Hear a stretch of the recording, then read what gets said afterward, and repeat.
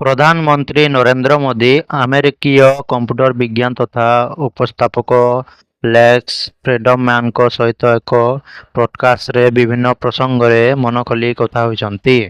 ପ୍ରଧାନମନ୍ତ୍ରୀ ମୋଦି ତାଙ୍କର ବାଲ୍ୟ ଜୀବନଠାରୁ ଆରମ୍ଭ କରି ସାର୍ବଜନୀନ ଜୀବନ ଏବଂ ଅନ୍ତର୍ଜାତୀୟ କୂଟନୀତି ପର୍ଯ୍ୟନ୍ତ ବିଭିନ୍ନ ସଙ୍ଗରେ ନିଜର ମତ ରଖିଛନ୍ତି।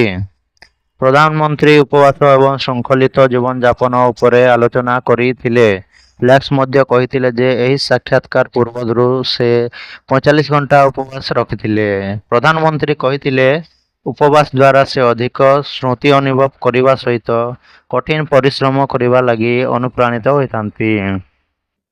ଶ୍ରୀ ମୋଦି କହିଥିଲେ, ପିଲାଦିନରୁ ସେ ଦାରିଦ୍ର୍ୟ ମଧ୍ୟରେ ବଢ଼ିଛନ୍ତି, କିନ୍ତୁ ଦାରିଦ୍ର୍ୟ ତାଙ୍କୁ କେବେ କଷ୍ଟ ଦେଇନାହିଁ।